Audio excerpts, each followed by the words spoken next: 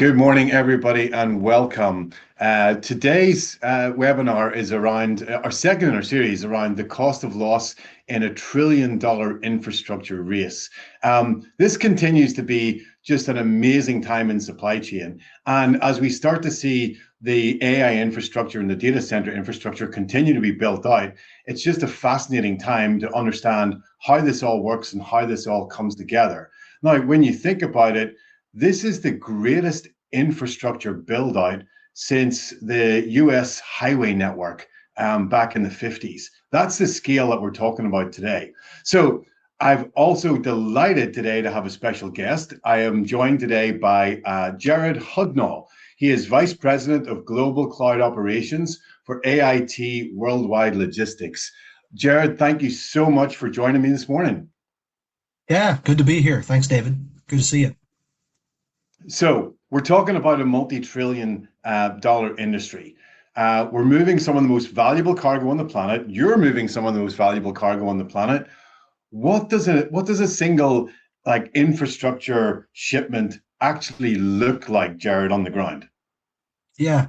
Well, before I dive into that, first, I hope we've vetted our audience well since I've now been put on stage as moving some of the most high value product on the planet. So I hope we've got a well trusted audience in attendance today. But no, to your question, I really think of if you conceptualize what does AI infrastructure hardware look like, kind of the general place your mind goes is that finished goods populated rack environment today. And it's a much broader build than that goes into setting up data centers to be able to produce in an AI environment. But in terms of risk associated with cost, that finished good populated server rack, carrying your NVIDIA GPUs and all the things that drive, high value, high compute today is one piece of it. The second piece, which doesn't directly touch the data center build environments a little further upstream, are those individual components, which we also play a part in that supply chain as well. And as you might anticipate, even though loss is loss and a trailer that's gone missing is a trailer that's gone missing regardless, the opportunity to pilfer and theft much more prevalent in that individual component, high value component environment that's feeding the build of those populated racks as opposed to a 4,200 pound fully populated unit moving to a data center. Both are targets, both are risk. One, even more so, I'd say. But if you think of them in two swim lanes, your finished goods going to data center for install, your components coming inbound to a systems integrator for a build is really the two places my mind goes. And this is again, just to give the audience a bit of a sort of a shock factor here as well. We're talking about multi-million dollar pallets here. Like this is, if you were to put a server rack with some, lovely Blackwell chips onto a pallet, that's a multi-million dollar pallet straight away. And from a criminal perspective, they're always looking for the opportunity. They're looking for what are the easiest goods to steal and what are the ones that I can turn into cash most rapidly. And when my perspective is when you think about it, the risks of shipping, a truckload of fentanyl across the border versus being able to steal a couple of pallets with servers and racks on them, it just doesn't even, it doesn't even make sense. But the economics are incredible. And from a company perspective, from a shipper perspective, then there's the added risk of this isn't just about the cost of loss. This is now reputation. And there's things like denied party screening and the chain of custody. There's a lot that goes wrong when something, doesn't reach its intended destination. Yeah, for sure. And I think to start, unpacking some of that, for us, you touched on kind of reputation. I think our commitment and one of our core values is protecting our customers' supply chains. And you never feel it more so than when you're put in a scenario of moving something on a strict timeline with a high consequence to failure for install that has moving with it the product value associated with that install being tens of 20 of $30 million. To give you some maybe perspective on just the cost associated with some of these, because you reference $1 million pallet positions. We have various, depending on the client that we're working with, we have various limits per conveyance that we can move product value under, right? So I would say a year ago, maybe 18 months, that limit per conveyance would be depending on the client, would be in the 10 to $15 million range. So if you think a conveyance equals truckload, typically 10, 15 million in a truck. That started to have to be raised because the product value started escalating so quickly. Part of what bottlenecked the supply chain, or what really became cumbersome on capacity within the supply chain, is if you had a $15 million cap and each pallet was worth $6 million, you're not feeding a lot of production in that environment, right? So we saw those insurance riders go up, those caps go up. Today, I would say the floor starts at around 40 million per conveyance to move today, in order to be able to feed those component supply lines for build. So do the math. If you've got to feed 30, 40 conveyances into an SI a week to supply the builds, to your point about $1 trillion, you get there, you get there at some point. I don't know how quickly, but you get the billions pretty quickly. No, you do, and it to be fair, it completely outweighs really any other supply chain vertical at this time, just in terms of pure value. So with that, with the amount of investment, with the continued amount of change and influence happening, what was there a specific moment? You're in charge of global cloud operations. Was there a specific moment at AIT when you thought, this is different and we need to approach how we think about this in a different way?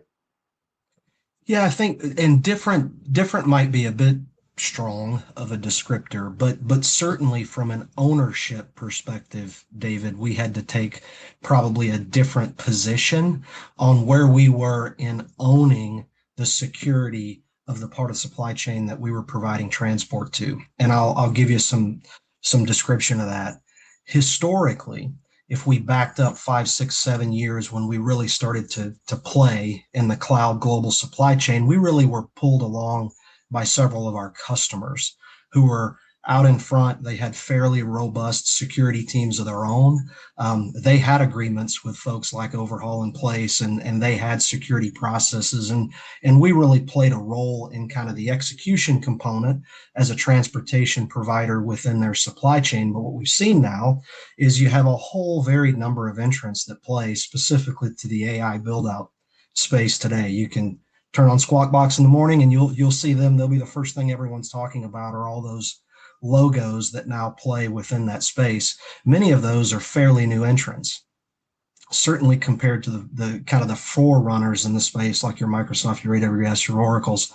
So what we've seen is many of them don't have sophisticated, mature security processes yet. They don't have robust security teams of 10, 15 people that are monitoring globally what's transacting. They don't have historical agreements, with third parties like yourself to play a piece in driving that security. So that really role we played shifted from being facilitator and working with a preset process or program to being the provider, where some of those folks said, we don't have any of this set up. We're relying on you to build that for us. And that becomes certainly more encompassing globally with who you partner with, how you vet and source carriers. Just everything from soup to nuts makes it a little bit different position than what we had from the start. It's really interesting in that, as a relatively new industry, I suppose, that it has to go through that same amount of learning that, consumer electronics and other industries have gone through as well. And, I spoke about this at a conference recently, and my conclusion was, And I think there's lessons to be learned. I think that some of the core problems have been solved in other industry verticals. And, the data center and AI infrastructure build out teams should also, be wary of not reinventing the wheel and, relying on established relationships with industry partners like AIT.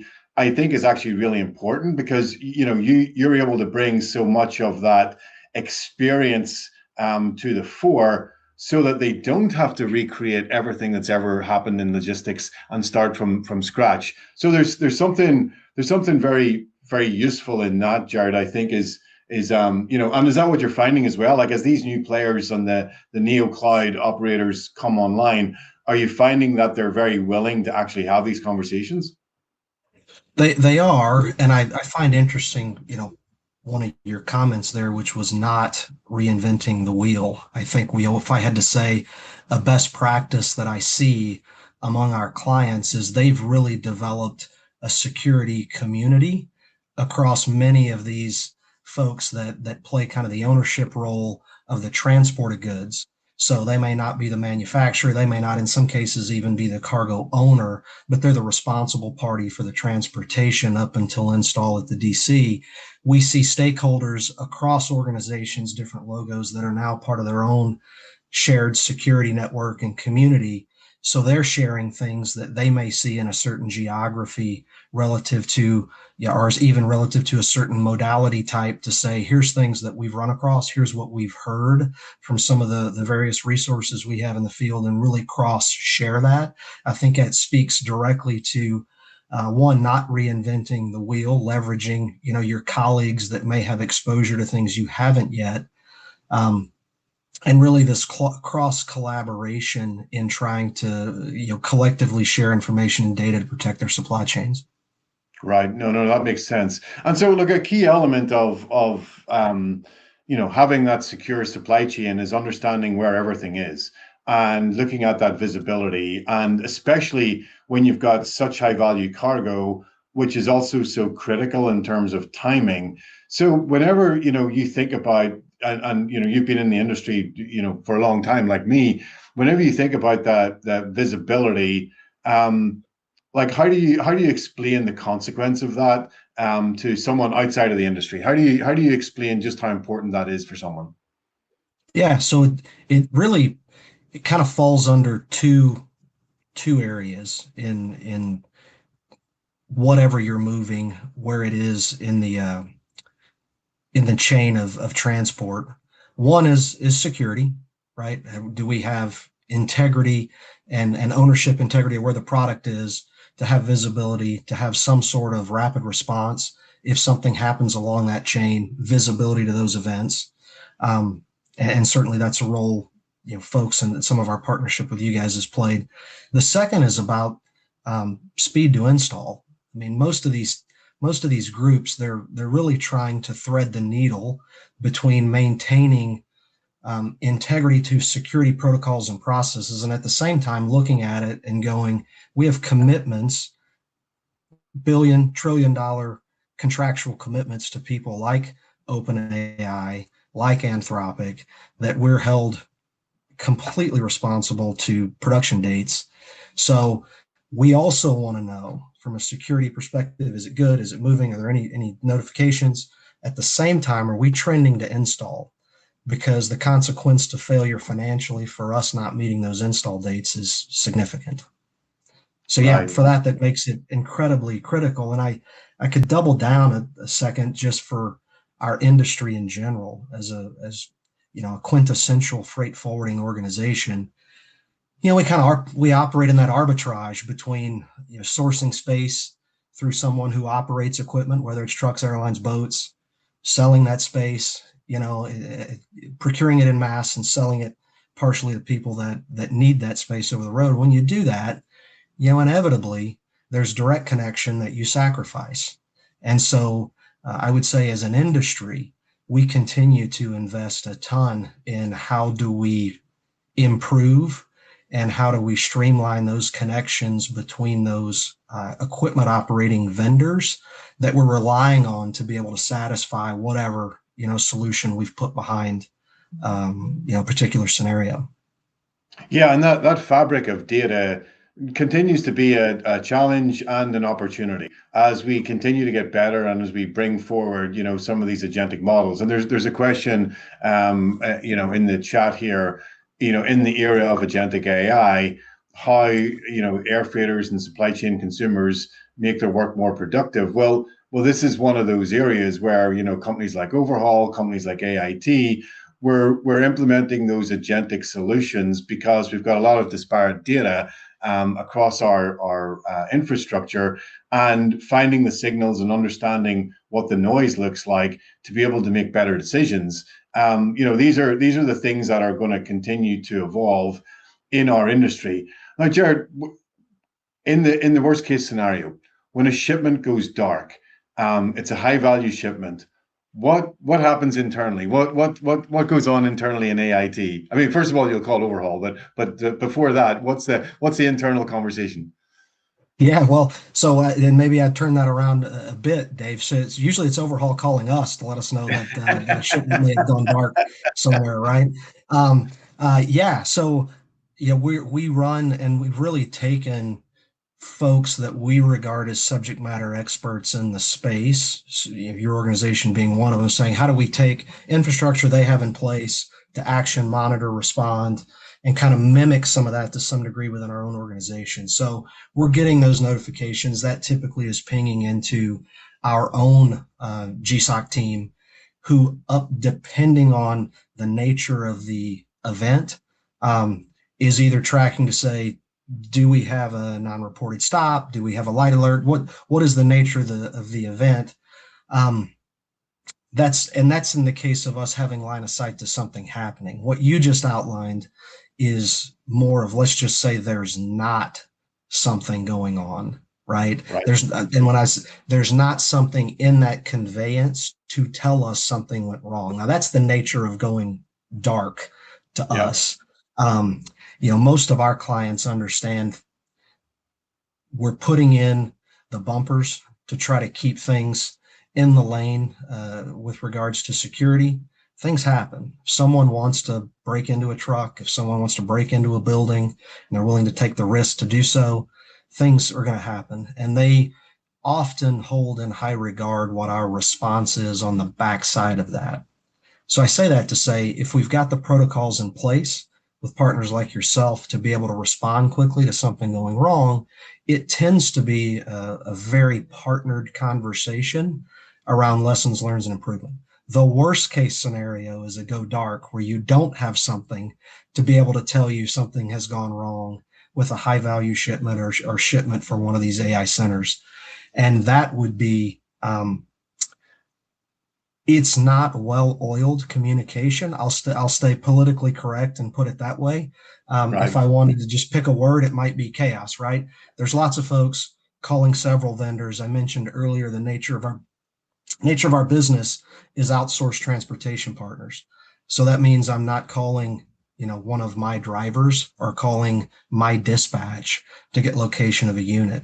So as you start tying those strings together, you say, okay, I may be at least one individual removed from the person operating a truck. That becomes incredibly cumbersome. So the churn associated with an event like that in real time is, it creates a lot of churn, creates a lot of energy. And certainly, for us, that's a worst case scenario.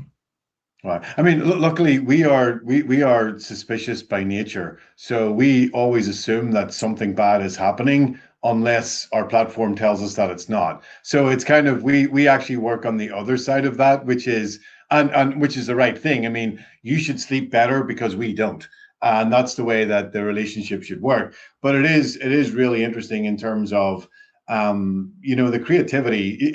We always talk about this and say, this is not opportunistic. This is organized crime, and you have to understand the level of organization. The criminal gangs, these are cartels. These are international gangs with international resources, and they operate like companies. They operate like big organizations, and they're incredibly well funded. They're incredibly well organized, And that's the battle that you're facing. It is not like that scene in Goodfellas where, they stop the truck and hand over the brown paper envelope. It's very, very structured. It's very organized. And unfortunately, supply chain touches so many different parties along the way that there's a lot of information flowing that probably shouldn't be out there. And so, there's, to a certain extent, we're leaking that information continually, not deliberately, but it still happens. And so the criminal element is very aware of what's happening. So when you think about this and you're managing cloud operations at a global scale, what is the one thing that the shippers consistently underestimate when it comes to just shipping this super valuable cargo around? Uh, yeah. Well, and if you don't mind, I'll take a quick second to maybe just talk through the evolution of kind of how we've seen security measures because it seems like it's 10 years worth, but it's really only been about probably a year and a half. If I go back, and this is really to touch on your point about things being less opportunistic and more organized in nature. If I go back just a few years ago, was really the mandate that we're not going to have anyone use a bid board environment to move an exclusive load for any technology customers, right? Prior to that, it was just get capacity, move freight. It was very traditional, like anything else. Then it became we want to hedge for certain products and move that from a solo transport environment to a team drivers environment. Then it quickly became, well, we're doing team drivers. Now we want to have a third party monitoring. Well, first it was, does the truck have its own GPS? We'll use that. Then it became, that's not sufficient, not trustworthy. Let's go to a third party such as Overhaul to provide that layer of oversight. And then it became, well, let's put on top of that cargo security escorts, to follow it. So we've got team drivers with overhaul devices that are high value carriers that are now have escort teams somewhere along a route with that truck. On a call yesterday, with one of our clients, and it's a quarterly business review, we touch on security as part of that discussion, and they brought up that, hey, we've been made aware of activities where coordinated attempts to separate cargo escorts from conveyances are now being reported in certain geographies in the U.S. So to your point about opportunistic, seeing truck, thinking something might be worth it in truck, to now saying we've targeted geographies we know are dense with high-tech products. And now we are aware of some of the mechanisms that go into the security processes to protect those trucks. Here's the things we're going to employ. It speaks to the sophistication and the boldness of the groups that are involved in it. For us, and to get to the part of your question, I apologize. I am a recovering sales guy, so I'd be a little long-winded sometimes. To get to the heart of your question, really, for us, what the needle we thread here, David, and I referenced it earlier, kind of the two things we try to satisfy with shipment visibility is speed to execute, speed to install, based on one set of stakeholders at our clients, and deliberate discipline to security processes for a different set of stakeholders at our clients. Those aren't always in alignment, so to me, that's the part that I see where we're most successful is cross collaboration between those organizations within the same client to have a realistic understanding what's achievable based on delivery time frame, while at the same time staying in alignment and disciplined to what our committed security processes and programs are. Got it. And I think that's a really important message, which is this industry is starting to mature. Don't use that. Don't be complacent. Don't be complacent around any lack of maturity. There are standard procedures. There's ways of thinking about this, and remember that the criminal gangs they're planning as much as we are. They are trying to get ahead of us because it is an arms race. They understand that their ability to get hold of this. They look on it and they see the $1 trillion infrastructure as well. And they say, yep, this is a great opportunity for us to do something. Jared, it's been really great having you on this morning. I really do appreciate you taking the time out. We could talk all day because there's so much to this topic, but we're going to leave it right here. Thank you so much for your insight. Really appreciate you taking the time. Thanks everyone for listening. If you like our content, please give us a thumbs up. If you don't, then tell us what we can do differently. And we look forward to welcoming you again at the next webinar. Thank you so much for joining us. Thanks, David. Good to see you. Thanks, Jared.